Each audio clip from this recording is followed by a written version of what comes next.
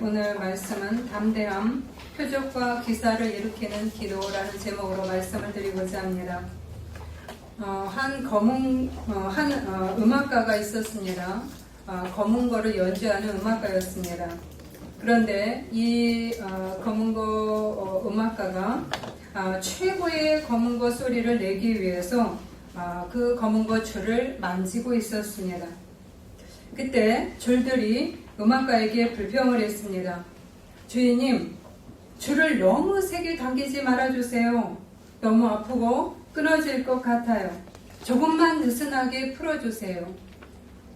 음악가는 웃으면서 대답을 했습니다. 너희를 아프게 하려는 게 아니야.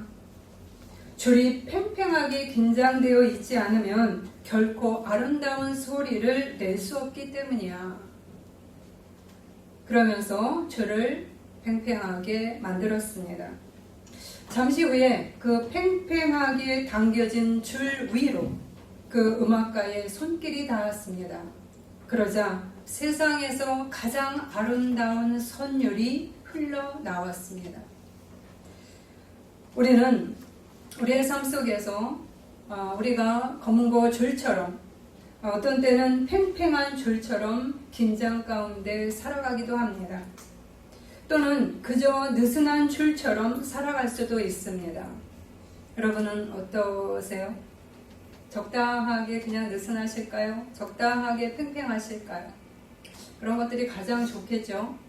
그러나 우리의 삶 속에는 내가 생각한 것보다 더 팽팽하게 당겨지는 그러한 긴장의 상태도 있습니다.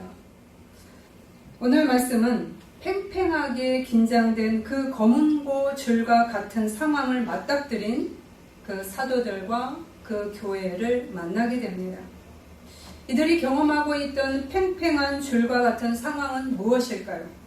그리고 이 긴장은, 이러한 팽팽한 줄과 같은 그러한 상황은 예루살렘 그 교회에 어떤 역할을 했을까요?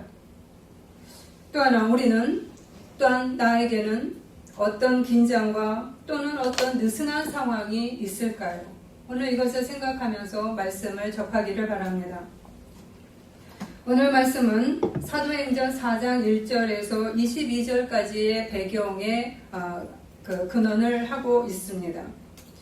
4장 1절에서 22절을 보면은 베드로와 요한이 성전 미문 앞에 있는 안진뱅이를 일으킵니다. 이적을 일으키죠. 그러면서 그 기회를 타서 예수께서 부활하셨다. 예수를 담대하게 증거합니다.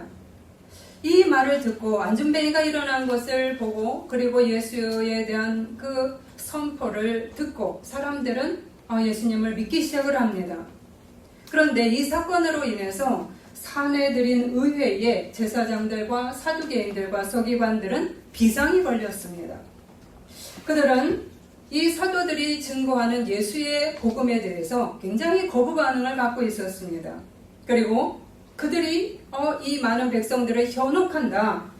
그래서 이들을 그냥 두면 안 되겠다 하면서 베드로와 요한을 잡아옵니다. 그리고 감옥에 이틀을 가두었습니다. 그리고 그들은 묻습니다. 너희가 무슨 권세와 누구의 이름으로 이 일을 행하였느냐? 그러자 베드로가 담대하게 대답을 합니다. 너희가 십자가에 못 박고 하나님이 죽은 자 가운데서 살리신 나사렛 예수 그리스도의 이름으로 이 사람이 건강하게 되어 너희 앞에 섰느니라. 이 예수는 너희 건축자들의 버린 돌로서 집 모퉁이의 머릿돌이 되었느니라. 다른 이로서는 구원을 받을 수 없나니 천하 사람 중에 구원을 받을 만한 다른 이름을 우리에게 주신 일이 없습니다. 라고 하면서 예수에 대해서 담대하게 선포하고 그리고 너희들이 그런 예수를 십자가에 못 박혀 죽였다 라고 얘기합니다. 그러자 그들이 베드로와 요한을 아주 강하게 위협을 하며 말합니다. 그들을 불러 경고하여 도무지 예수의 이름으로 말하지도 말고 가르치지도 말라 이렇게 얘기를 합니다. 그러나 베드로와 요한은 이 말에도 굴하지 않습니다. 담대하게 말합니다. 하나님 앞에서 너희의 말을 듣는 것이 하나님의 말씀을 듣는 것보다 옳은가 판단하라. 우리는 보고 들은 것을 말하지 아니할 수 없다 라고 이야기를 합니다. 내가 너희들 말을 듣는 것보다 하나님의 말씀에 순종하는 것이 더 중요하다 라고 두려움 없이 이야기하는 겁니다. 이 말을 듣고 제사장들은 기분이 상당히 나빴겠죠. 속에서 분노가 올라왔습니다. 그러나 사람들을 두려워해서 그리고 사도들을 일단은 놓아주기로 작정을 합니다. 그러나 강하게 위협을 하면서 놓아준 그러한 상태였습니다. 여기에서 위협이라는 그 단어를 보게 되면 그냥 협박하는 정도네 라고 여러분이 생각할 수 있습니다. 그러나 그렇지 않습니다. 사내들인 의회가 위협했다는 말은 어느 정도의 위협인가? 위협이라는 헬라어 단어는 아페일레입니다. 이 말은 상대방이 어떤 행위를 하지 못하도록 강력하게 장벽을 치는 아주 중한 행위였습니다. 다시 말해서 사내들인 의회는 유대 사회에서 최고의 의결 기구였다는 겁니다. 그들은 개인적인 견해를 내는 것이 아닙니다. 지금 말하면 대법원의 결정에 아무도 토를 달 수 없죠. 마지막 판결이죠. 이처럼 공식적인 법적인 그러한 판결을 내린 겁니다. 그런데 그 판결이 사형이었다는 거예요. 죽음. 또 하나는 투옥. 네가 한번 다시 예수의 이름으로 복음을 선포하면 너가 이 일을 하면 내가 너희를 잡아서 죽일 거야. 이거는 법적으로 공인된 것이야 라고 이야기를 하는 겁니다. 지금의 사형 선고나 마찬가지입니다. 그래서 예수의 이름으로 말하지도 말고 그리고 가르치지도 말라라고 했을 때 이 말 자체는 반대로 사도들에게 있어서는 사도들이 존재해야 될 목적, 사도들은 뭐예요? 복음을 전파해야 되죠. 그런 자체를 원천 봉쇄하려는 그런 정신적이고도 육체적인 그런 압박이었고, 이 압박은 그냥 말로만이 아니라 폭력적인 박해로 넘어가기 전에 최후 통첩이었다는 것입니다. 너가 내 말을 듣지 않으면 이 위협의 말이 그냥 말로 끝나는 것이 아니라 내가 폭력을 행사할 거야. 그리고 실제로 이루어졌습니다. 5장에서 이 위협은 채찍질과 투옥이라는 실질적인 폭력으로 이어졌습니다. 그러기에 지금 베드로와 요한이 이 사내들인 공의로부터 들었던 이 말은 죽음에 이를 수 있다는 그러한 폭력의 말이었던 것입니다. 비록 사도들은 감옥에서 일단 풀려났지만 더욱 두려운 긴장 상황에 내몰렸다는 사실입니다. 우리는 다시 한번 생각해 봅니다. 어떤 긴장 속에 있으실까요? 긴장을 스트레스로 바꿔봅시다. 적당한 스트레스가 우리는 있어야 하지만 우리를 발전시킨다고 얘기를 하죠. 스트레스가 너무 없으면 우리 안에서 앞으로 나가지 못하도록 만들어버리는 것이 있습니다. 그러나 과도한 스트레스는 우리 몸과 마음을 무너뜨립니다. 우리 속에 코르티졸 호르몬, 스트레스 호르몬이 많이 나오게 되면 우리 몸의 질서를 파괴하고 그리고 암에 노출될 확률이 많다고 얘기를 합니다. 그래서 많은 병의 원인이 스트레스라고 이야기를 하죠. 여러분은 어떤 스트레스를 많이 받고 계실까요? 돈 문제로 스트레스가 굉장히 많을까요? 아니면 관계적인 면에 스트레스가 있을까요? 내가 병이 있어서 지금 날이 확 서 있을까요? 공부 문제로 직업이 내 마음대로 되지 않아서 내가 사회에서 사람들하고 만날 때 그 관계들이 원활하지 않기 때문에 오늘 스트레스가 많으실까요? 아니면 집안에서 자꾸 반복되는 싸움으로 인해서 내가 집안에 가면 편안한 것이 아니라 집안에 가면 항상 긴장 속에 있을까요? 아니면 나 때문에 우리 집 식구가 긴장 속에 살고 있을까요? 나는 편안하지만 내 집 식구들은 나를 보면 너무나 스트레스로 인해서 힘들어하고 있을까요? 우리는 다양한 부분을 생각해 봐야 합니다. 그런데 이러한 긴장 상태를 대처하는 방법은 각자 다를 수가 있습니다. 어떤 분은 두려움과 짜증과 불평과 원망으로 그리고 분노로 공격형으로 나가는 분이 있습니다. 아니면 또 다른 분은 다른 부분을 선택하기도 합니다. 어떤 분은 이렇게 얘기를 할 수 있죠. 나는 그런 스트레스 별로 없습니다. 나는 그냥 신앙생활 잘하고 있습니다. 그러나 현대에 있어서의 이 사내들인의 위협은 어떤 모습으로 나타날까요? 아까 말한 그런 스트레스도 있습니다. 그러나 반대 현상도 있습니다. 베드로에게는 공회의 그 사내들인 의회에 위협이 있었다면 오늘날에는 세상의 유혹과 조롱이라는 위협이 존재합니다. 우리가 예수 믿는 거, 예수 선포하는 거 별로 막지 않습니다. 그러나 사람들이 예수를 증거할 때 우리에게 공격형으로 아니면 방어적으로 예수를 전하는 것에 대해서 굉장히 거부 반응을 잃는 일들이 많지요. 그래서 우리는 두려움이 생깁니다. 우리의 입을 막아서 복음을 전하지 못하게 하거나 또는 내가 신앙을 포기하거나 타협하게 만드는 압박이 존재합니다. 그러니까 우리의 삶의 스트레스뿐 아니라 우리가 내 신앙을 뒤로 물르게 만드는 그러한 세상의 유혹과 조롱이라는 위협도 우리에게 있다는 이야기입니다. 느슨한 검은고 줄이 되게끔 하는 것이죠. 이거는 생각을 하지 못했겠죠. 우리는 스트레스를 받으면 팽팽하게 줄이 긴장이 되죠. 그래서 몸이 막 아프죠. 잠도 잘 안 오죠. 그러나 반대로 너무 느슨한 검은고 줄이 되었을 때도 마찬가지입니다.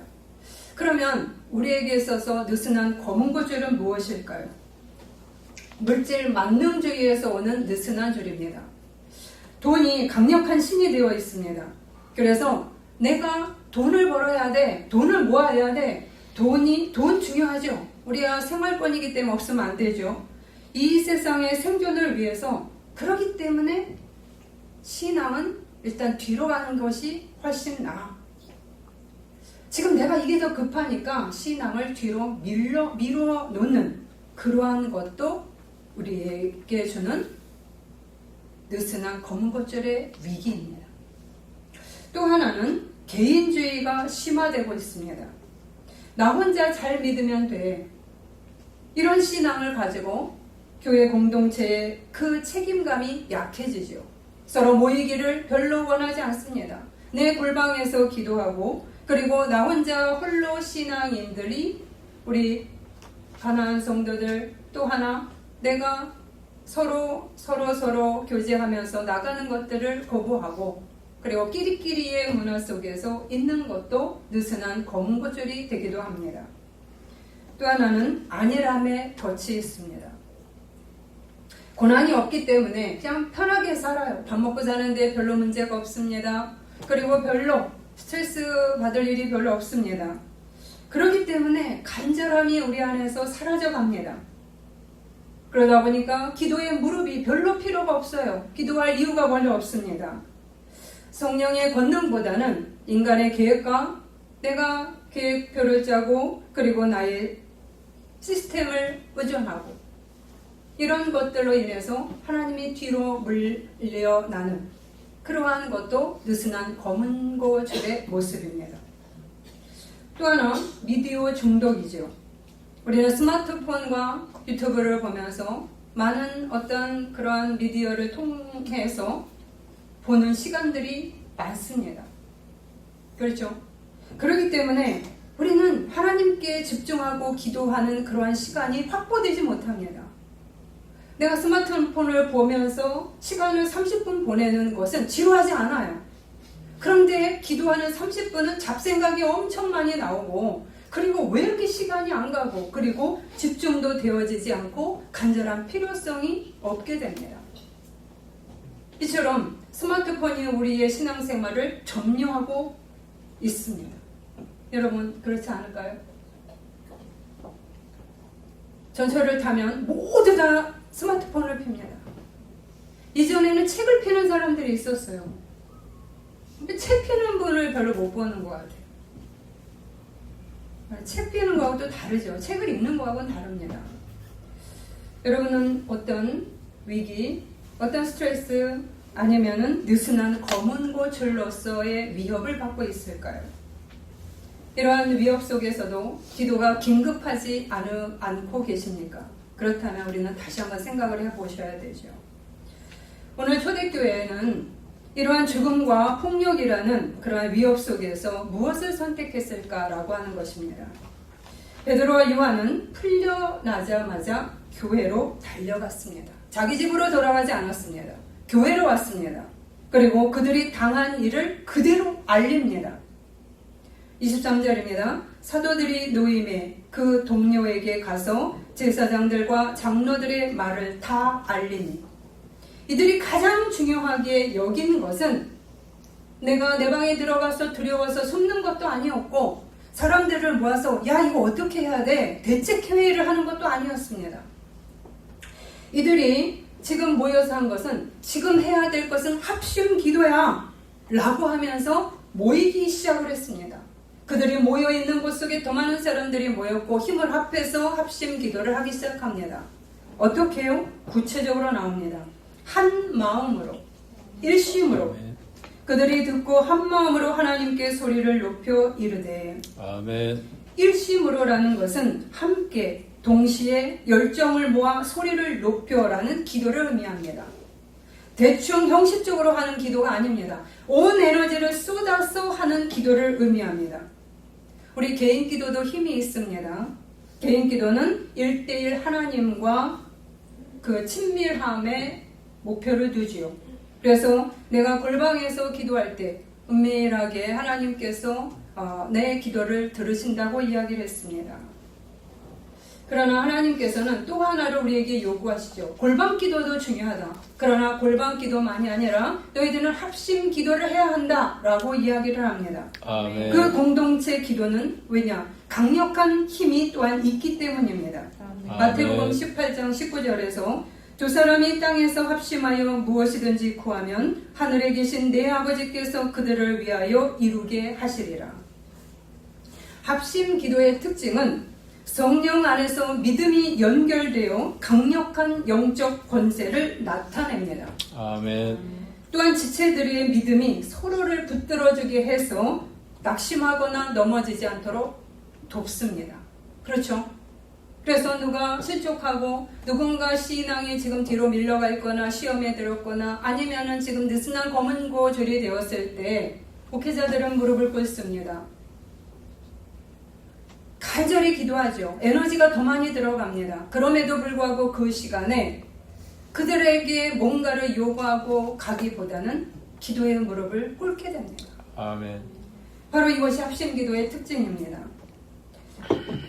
초대교회는 먼저 일심으로 한 마음으로 모였습니다. 두 번째는 그들이 기도한 제목의 그 모습에서 나옵니다.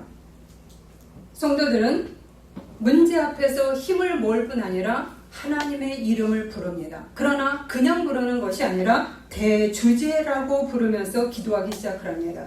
대주제여, 천지와 바다와 그 가운데 만물을 지은 이시요. 지금 이들은 최고 권력인 사내들인의 권위가 엄청나다는 것을 알고 있습니다. 그들의 힘이 일반 힘이 아니라는 것을 알고 있습니다. 그렇다면 우리는 눌릴만 하죠. 경찰이 우리 집에 막 옵니다. 예를 들면 정말로 쫓아서 나를 감옥에 쳐넣기 위해서 나를 추적하고 있습니다. 추격하고 있어요.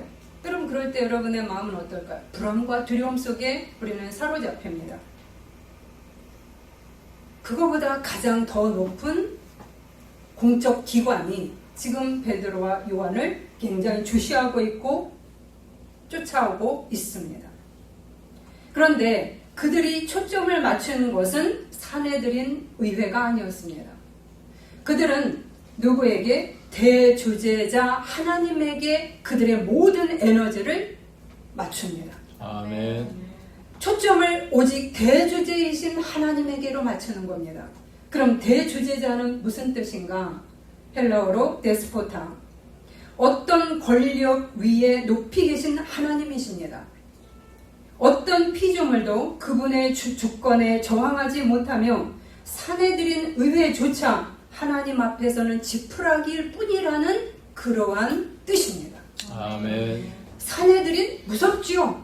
그러나 우리는 그 권력보다 더 높으신 대주제이신 하나님을 내가 믿고 그분에게 내 눈을 맞춥니다라고 이야기하면서 기도하는 겁니다. 아멘. 두려움과 불안과 낙담에 사로잡히지 않도록 대주제 하나님께 초점을 굳게 받고 기도하기 시작했다는 이야기입니다. 아멘. 이것은 굉장히 우리의 신앙생활에 있어서도 중요합니다. 여러분들은 지금 다양한 스트레스나 다양한 불안이나 여러 가지 문제를 내가 겪고 있을 수 있습니다. 그럴 때 우리는 너무 익숙한 것이 무엇이냐면 불평입니다. 하나님 왜 자꾸 나한테 이렇게 하세요? 하나님 원망을 하고 불안을 막 표출하고 그리고 분노하고 그러면 어떤 일이 벌어지냐? 그거를 많이 하면 안 할 수는 없죠. 그러나 그것을 내가 어느 정도에서는 스탑을 하고 하나님을 딱 붙들어야 됩니다. 아멘. 그런데 우리는 그것보다는 하나님 나한테 왜 이러시죠? 그것을 자꾸 대해냅니다. 그러면 그 기운이 나를 엄습하는 거예요. 부정적인 기운이 내 주변을 둘러서 포진을 합니다. 여러분 그러고 나면 기도할 힘은 쭉 빠져요. 하나님에 대한 신뢰는 점차 뒤로 밀려갑니다. 기도할 때도 힘이 들죠. 내가 부정적인 기운을 계속 옆에다가 계속 축적을 해놨는데 내가 만들어 놓은 그 부정적인 기운을 내가 기도로 또 뚫고 가야 되는 거예요. 아멘. 시간 낭비고 에너지 낭비고요. 그래서 시간은 계속 흘러갑니다. 그래서 우리의 입술을 조심해야 되죠. 안 할 수는 없습니다. 힘드니까 우리의 탄식이 흘러나오고 우리들이 함께 나눌 수도 있습니다. 예를 들면 한 분이 오셔서 계속 본인 이야기를 하죠. 기도하러 오셨는데 기도하러 오셨지만 이제 목사님하고 우리들이 얘기하다가 1시간이 지나고 2시간이 지납니다. 그래서 저희가 얘기를 하죠. 말씀을 조금 줄이시고 기도 시간으로 반은 올리시길 바랍니다. 그런데 이야기하다 보니까 어때요? 인간에게 이야기하다 보니까 시원합니다. 그러고 나니까 점심시간이 돼요. 배고프네 밥 먹으러 가야지 하고 일어나시는 거예요. 이게 한쪽에는 필요하지만 한쪽에서는 하나님과의 교제 시간을 삭감하고 인간에게 모든 것을 쏟아내는 그것은 그리 지혜롭지 못합니다. 그렇다고 해서 인간에게 말을 하지 말라는 게 아닙니다. 우리는 같이 아까 말한 대로 베드로가 어떻게 했어요? 자신의 상황을 다 고했습니다. 그 다음에 같이 나누고 그 다음에는 하나님께로 향하는 그러한 두 가지를 같이 행해야 된다는 이야기입니다. 아멘. 이렇게 우리가 하나님에 대해서 대주제이신 주님을 내가 빨리 붙잡지 않고 내 입술로 만들어 놓은 그 아우라, 부정적인 아우라, 그 힘들을 내가 계속 포진하는 것은 어리석은 일이라는 것을 말씀드립니다. 초대교회 사람들은 그렇게 하지 않았어요. 엄청난 위협 속에서도 하나님을 오히려 부르면서 내 속에 내 옆에 좋은 그 긍정적인 아우라를 힘들을 오히려 구축했다는 사실입니다. 아멘. 우리는 우리를 두르고 있는 힘들을 바꿔나가야 되죠. 아멘. 검은 고줄이 팽팽해지더라도 작곡가의 손에 닿게 만들어야 합니다. 그럴 때 그 팽팽함이 오히려 아름다운 선율의 음악을 만들어내도록 하기 때문입니다. 작곡가는 누구일까요? 하나님입니다. 내가 아무리 긴장 상태가 많다 할지라도 하나님의 손에 그 긴장이 들려질 때 그 팽팽한 줄은 오히려 세상에서 가장 아름다운 선율을 만들어낼 수 있기 때문입니다. 아멘. 바로 이들이 이렇게 했다는 이야기입니다. 초대교회 성도들은 지금 대주제를 외치면서 주님의 말씀을 인용하면서 기도합니다. 그것이 25절 이하죠. 어찌하여 열방이 분노하며 족속들이 허사를 경유하였는고. 시편 2편 1절과 2절에 이 말씀이 이미 예언되어 있습니다. 이 말은 무슨 말이죠? 열방의 분노, 말이 성이 나서 콧김을 심하게 품고 그 요동하는 모습, 말이 그냥 화가 나서 팍 분노가 일어나서 콧기만 팍 내면서 나오는 그러한 공격적인 모습이 이미 예수 그리스도에게 임할 것이라고, 그리고 예수 그리스도를 전할 때, 그리고 우리가 그런 신앙을 가질 때 다양한 어려운 일들이 올 거라고 이미 말씀에서 나타났습니다. 그러니 우리는 예수 그리스도를 거스리는, 그리고 반역하는 세력들이 나타나서 악을 행할 것은 이미 예고된 것이기 때문에 그것에 대해서 왜 그렇습니까 하나님? 왜 그래요 하나님? 왜 그래요 나한테 왜 그래요? 그 말을 하지 말고 더 이상 시간 낭비하지 말고 하나님께 더욱 기도합시다 라고 이야기하는 겁니다. 아멘. 우리는 이 초대교회 교인들의 모습 속에서 배워야 할 것이 있습니다. 우리는 말씀 속에서 좋은 것만을 발췌해서 기도하는 경향이 있습니다. 지혜, 그 다음에 너에게 좋은 것들을 주겠다 라고 하면서 여러 것들을 우리는 이렇게 받아서 기도하죠. 그러나 우리에게 어려운 일이 닥칠 것이라는 경고문에도 귀를 기울이셔야 합니다. 아멘. 너희가 악을 행했을 경우에 하나님의 징계가 임할 것이라. 우리는 나에게 관대하기 때문에 그 말들은 스킵할 수가 있습니다. 아니면 너에게 환난이 임하나 그러나 주님을 의지하라. 피할 길을 내리라. 그런데 우리는 이렇게 얘기하죠. 왜 하나님 나에게 환난이 임하죠? 환난이 임하나? 라고 말씀도 있다는 사실을 기억하라는 얘기합니다. 아멘. 그렇기 때문에 우리에게 어려운 일이 닥칠 것이라는 경고문이 말씀에도 있을 것임을 보시고 그것을 통해서 하나님 이것을 무조건 없애주세요 라고 하기보다는 지혜롭게 이 난관을 어떻게 헤치고 가야 할지 하나님 앞에 기도하셔야 된다는 이야기입니다. 아멘. 이것이 말씀을 바르게 대하는 자세입니다. 아멘. 이제 성도들이 하나님 앞에 말씀을 들고 그리고 대주제이신 하나님에게 초점을 맞추면서 구체적으로 기도해 나가기 시작을 합니다. 주여 이제도 그들의 위협함을 굽어보시옵고 또 종들로 하여금 담대히 하나님의 말씀을 전하게 하여 주시오며 지금 저희의 위협함을 내려보시며 라고 기도하고 있습니다. 하나님 지금 저들이 우리를 죽이고자 합니다. 하나님께 구하는 겁니다. 하나님 우리의 상황이 너무 힘듭니다. 지금 내 상황이 너무 두렵습니다. 하나님 앞에 구하고 있습니다. 그런데 이들은 이 시련을 없애주시옵소서라고 기도하지 않습니다. 공권력의 억압에도 굴하지 않고 오히려 반대로 하나님 담대하게 복음을 전하게 해달라고 구하고 있습니다. 아멘. 뒤로 밀리지 않습니다. 베드로가 뒤로 밀리지 않았던 것처럼 이들도 뒤로 밀리지 않습니다. 아멘. 기도 앞으로 나가는 것을 선택하고 갑니다. 아멘. 자신들의 사명을 더 힘있게 감당하도록 기도하고 있습니다. 주여 저희의 위협함을 내려보시고 담대히 하나님의 말씀을 전하게 하시옵소서라고 하는 기도는 하나님 중심대로 하나님의 뜻대로 내가 사는 길을 계속 선택해서 살아가게 하소서라는 기도입니다. 지금 우리에게 적용하자면 하나님 내가 나에게 어떤 상황이 올지라도 내가 하나님의 뜻대로 살아가는 그 길을 걷도록 도와주시옵소서. 나에게 환난이 와도 나에게 지금 너무나 힘든 이 일 속에서 하나님 중심으로 사는 삶을 포기하지 않게 하소서라고 아멘. 적극적으로 기도하는 겁니다. 아멘. 그러면서 또 하나 기도를 하지요. 주님께서 능력의 손을 뻗치시어 병을 낫게 해주시고 주님의 거룩한 종 예수의 이름으로 표징과 놀라운 일들이 일어나게 해주십시오. 이렇게 기도합니다. 하나님 말씀의 선포가 효과적이 되기 위해서 이적과 기적이 일어나기를 원합니다. 이렇게 기도하는 겁니다. 아멘. 표적과 이적이 기사가 나타나기로 기도합니다. 표적과 기사는 무슨 뜻인가? 기사, 원더입니다. 즉 놀라운 일, 초자연적인 현상 등의 이적이 일어나기를 원합니다. 하나님, 나의 문제를 지금 기도합니다. 내가 생각하기 이 문제 뚫고 나갈 것 같지 않아요.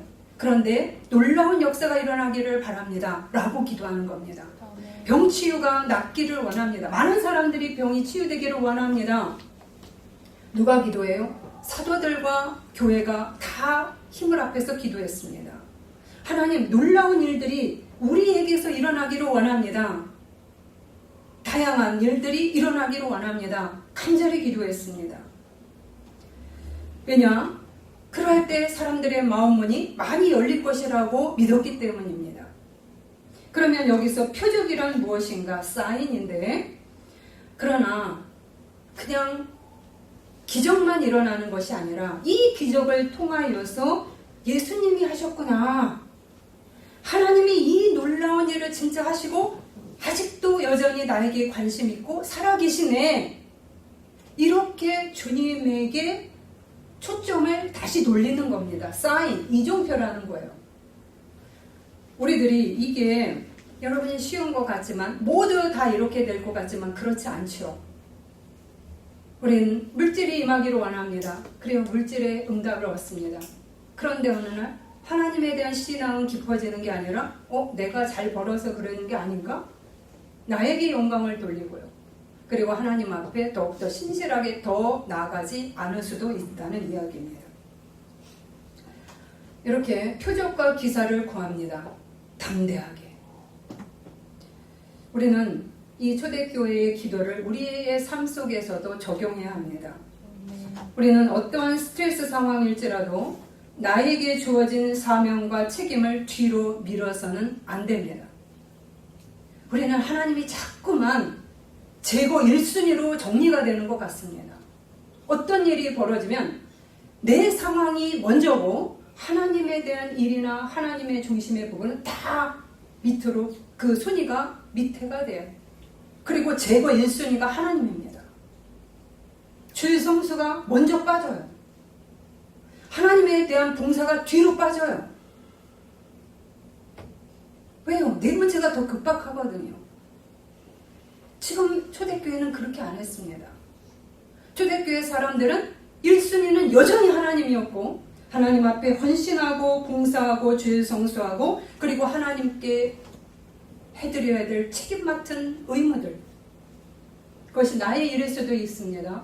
그리고 기도들은 1순위에서 뒤로 밀리지 않았다는 사실이에요. 아멘. 여러분들은 어떻습니까? 어떤 일이 있으면 그냥 이것은 그냥 안 해도 되고, 오늘은 안 가도 되고 안 해도 되고 기도 안 해도 되고, 내 것이 먼저예요. 뭐든지 순서가 내 거에 꽂혀 있지 않습니까? 그럼 여러분의 우선순위를 바꿔야 된다는 이야기입니다. 무슨 일이 생길 때마다 그 힘에 눌려서 주어진 사명 감당을 내가 미룬다면 정작 하나님이 행하실 능력을 체험하지 못하게 된다는 이야기입니다. 어떻게 제거 1순위가 하나님이 될 수가 있습니까? 가장 하나님을 붙잡아야 될 사람들이 가장 하나님을 1순위로 제거한다는 것은 두려움을 오히려 증폭시키는 결과입니다. 우리는 오히려 더욱 주어진 사명을 성실히 감당해야 합니다. 또 하나는 더욱 구체적으로 우리 삶에 필요한 문제들, 즉 표적과 기사가 일어나기를 열심히 기도하십시오. 아멘. 하나님, 다양한 기도 제목을 적극적으로 올리십시오. 아멘. 하나님, 나에게도, 우리 집안에도, 우리 교회에게도 이런 놀라운 기적과 치유가, 그리고 경제적인 회복이, 그리고 놀라운 하나님께서 준비하신 나의 미래가 펼쳐지기를 다양하게 기도하십시오. 아멘. 그러나 과정과 결과에 대해서 주님을 기억하셔야 됩니다. 아멘. 사인, 표적은 주님을 향해 있다는 사실을 기억하셔야 됩니다. 아멘. 여러분, 10명의 문둥병자들을 예수님이 고쳤습니다. 그러나 9명은 고침받고 그냥 자기의 길을 갔다고 얘기합니다. 한 명만 예수님께 돌아와서 감사 인사를 드리고 엎드려서 주님을 쫓아가겠다고 말합니다. 여러분, 이 말이 무슨 말일까요? 우리가 놀라운 일들을 경험을 하셔도 아까 말씀드린 것처럼 주님 앞에 신앙이 깊은 쪽으로 나아가지 않을 수 있다는 이야기입니다. 우리는 기사를 체험했습니다. 하나님의 응답을 체험하지만 왜 여러분의 응답 많이 받으셨을 거예요. 그런데 하나님이 나에게 응답 주셨다고 왜 여러분이 카운트하지 못합니까? 하나님이 주신 응답이 다양하게 말씀을 통해서 우리에게 사람들을 통해서 상황을 통해서 다양한 메시지들이 나오고 현실로 이루어졌음에도 불구하고 우리는 그것을 하나님의 응답이라고 보지 않습니다. 그래서 기도 응답 받은 것들이 별로 없습니다. 그런데 막상 따져보면 엄청난 많은 숫자의 기사를 체험합니다. 그런데 우리는 카운트가 되지 않아요. 왜요? 우리는 잊어버리기 때문입니다. 9명의 문둥병자처럼 그냥 자기 길을 걸어갑니다. 내가 열심히 해서 그런 거야. 그리고 어쩌다 된 거야. 이럴 수도 있어. 그래서 10명 중에 1명이 오히려 돌아온 그 치유받은 문둥병 환자만이 이정표를 따르는, 표적을 따르는, 주님의 길을 따르는 제자로 그가 자라났다는 사실입니다. 우리는 바로 어떤 기사를 여러분이 체험하든 하듯 어떤 것을 행하시든 그 응답을 받으시든지 간에 주님을 향하여서 신앙의 성숙으로 나아가셔야 된다는 이야기입니다. 아멘. 이처럼 초대교회는 담대하게 합심 기도를 했습니다. 그랬을 때 주님이 놀랍도록 응답을 하셨습니다. 아멘. 담대히 말씀을 전하게 해달라고 기도했죠. 하나님 중심축으로 사는 것을 내가 잊지 않도록 해주십시오 라고 하는 기도라고 말씀드렸습니다. 그대로 이루어졌습니다. 아멘. 31절 33절입니다. 빌기를 다함에 모인 곳이 진동하더니 무리가 다 성령이 충만하여 담대히 하나님의 말씀을 전하니라. 사도들이 큰 권능으로 주 예수의 부활을 증언하니 무리가 큰 은혜를 받아. 지금 담대히 말씀을 전하게 해달라는 대로 그들의 마음속에 담대함이 생겼습니다. 스트레스를 오히려 극복하고 이겨나가고 그들이 하나님 중심에서 오히려 앞으로 나갈 수 있는 힘을 공급받았습니다. 두 번째, 표적과 기사가 많이 일어났습니다. 표적과 기사가 많이 일어나도록 기도했죠. 그대로 이루어졌습니다. 첫 번째가 무엇이냐? 은혜 받은 자들이 아낌없이 물질을 헌신하는 역사가 일어났습니다. 생각지도 않았습니다. 그런데 하나님께서 어떻게 해요? 그 교회의 궁핍함을 아시고 그들이 힘들 때 정말로 그들이 서로 도울 수 있도록 그 마음을 활짝 열어 제쳤습니다. 아멘. 그리고 거기에 감히 생각할 수 없는 바나바 같은 큰 물권자 그리고 사명감을 가지고 교회에 헌신 봉사하는 사람이 합류했습니다. 아멘. 그가 밭이 있음에 팔아 그 값을 가지고 사도들의 발 앞에 두니라.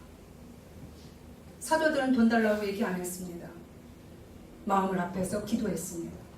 그런데 하나님이 물질을 그들에게 연결해 준 겁니다. 아멘. 또 하나, 믿고 죽기로 나오는 자가 더 많으니 남녀의 큰 무리더라. 심지어 병든 사람을 메고 거리에 나가 침대와 요 위에 누이고 베드로가 지날 때에 혹 그의 그림자라도 누구에게 덜필까 바라고 병든 자와 더러운 귀신에게 괴로움 받는 자들이 나음을 얻으니라. 5장에 나오는 표적과 기사, 치유의 역사입니다. 응답이 다양하게 이루어졌습니다. 내가 구하지 않은 것까지도 이루어졌습니다. 이것이 대주제이신 하나님에게 초점을 맞춰 걸어갔을 때 오는 주님의 놀라운 응답이었습니다. 아멘. 우리가 합심기도가 이렇게 필요하다는 것을 다시 한번 말씀을 드립니다. 아멘. 제가 이번 주에 그 김의신이라고 세계 최고의 암센터 MD 앤더슨의 종신 교수, 우리나라 교수님이죠. 서울대학교 나오셔서 그 암 최고 권위자 교수님의 책 암에 지는 사람, 암을 이기는 사람이라는 책을 읽었습니다. 네, 여기에서 그분이 저 많은 그 암 환자들을 대하면서 이야기하는 것이 일기나 이렇게 빨리 발견하면 완치가 빨리 되지만 대부분 암은 완치가 없는 질병이다. 그리고 신의 영역에 있는 질병이라고 이야기를 합니다. 그러면서 자기들이 치료를 하지만 부분적으로 하는 것이고 최선을 다해서 하지만 하나님의 영역 가운데 있기 때문에 종교를 가지라. 이분이 모태신앙입니다. 부모님이 공부 많이 배우지 못했어요. 그런데 신앙이 돈독하십니다. 그 자식을 기를 때도 하나님이 너를 감싸고 있으셔. 그래서 베트남 전에 군 의과로 가고 그리고 6.25를 겪을 때 거기에서 총탄이 확 빗발치고 지뢰가 터지는 것 가운데서 어떤 심부름을 하는데 그 아버지가 이야기합니다. 그 10살 난 아이에게 너는 하나님이 너를 돕고 계셔. 이 말을 하고 심부름을 보냅니다. 거기에서 사람들이 들고 가는 와중에서 살아났습니다. 그분이 하는 이야기가 이렇게 얘기를 합니다. 다양한 이야기가 있는 제가 몇 가지만 말씀을 드리겠습니다. 서양 사람들은 암에 걸리면 자신의 병에 대해서 만나는 사람들에게 다 이야기를 한다는 거예요. 그러면서 이렇게 얘기를 한대요. 저를 위해 기도해 주세요. 저를 위해 기도해 주세요. 그러면서 굉장히 밝게 살아간다는 거예요. 그러면서 조금의 치료 가능성만 있어도 10%가 있네요. 치료 가능성이 한 20% 있습니다. 그렇게 많이 있어요. 다행이네요. 이렇게 얘기를 한다는 거예요. 그런데 한국 사람들은 독특한 특성이 있는데 자기의 암에 대해서, 자기의 병에 대해서 쉬쉬한다는 겁니다. 그래서 골방으로 들어가서 집에 콕 박혀 있어서 안 나오고, 그리고 부정적인 생각으로 가득 찬다는 거예요. 그러면서 하는 얘기가 너무 생각이 많고 계산적인 사람들, 그리고 이 병에 대해서 공부를 많이 한 사람들, 책을 보고 검사, 의사, 다양한 그런 분들이 오히려 더 치료가 늦을 때가 있다. 순박하고 남을 잘 믿는 사람들이 의사의 말을 잘 따르고 성실하게 치료에 임한다고 이야기합니다. 그러면서 한 깍두기, 그러니까 조폭이죠. 그 사람이 치료받으려고 이분에게 전화를 했대요. 그러면서 하는 말이, 김 박사님, 제가 내일 거기 갑니다.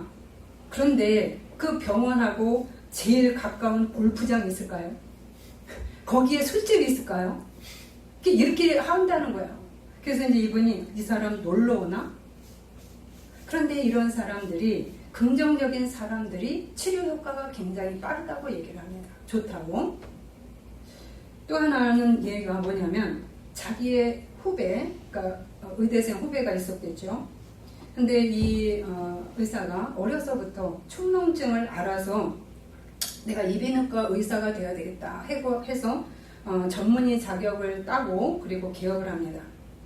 근데 이 사람이 어느 날 코를 푸니까 농에 피가 섞여 나왔다는 겁니다. 자기가 이비인후과 의사니까 잘 알죠. 그래서 그냥 넘겼어요. 근데 나중에 큰 병원에 가게 됩니다. 가서 보니까 이제 암이었습니다. 그리고 방사선을 맞고 그 다음에 항암 치료를 하죠. 그러다 보니까 이제 이 코를 둘러싼 전체 얼굴 뼈까지 이제 암이 전이가 되어 있고 이제 암세포가 더 자라난 상태였어요. 그래서 어쩔 수 없이 이 얼굴 뼈를 이제 드러냅니다. 잘라내죠. 그래서 15번의 수술을 하게 돼요.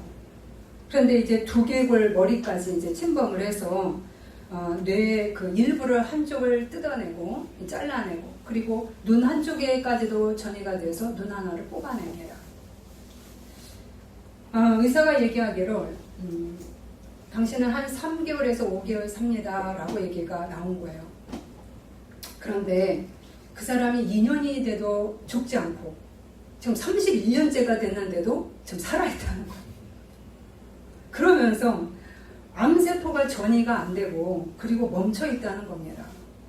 그래서 이 미국 의사들은 몇 개월 남았습니다 라고 얘기를 안 한대요. 왜냐하면 신의 영역이기 때문에.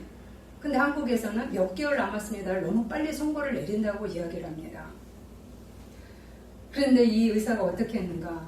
방에다가 스피커를 설치해 놓고 그리고 찬양을, 성가곡을 매일 듣는 거예요. 그리고 그동안은 바쁘다는 핑계로 교회에 나가지 않았는데 이제 이 병을 이유로 교회에 꾸준하게 나가고 가서 봉사활동도 열심히 한다는 겁니다.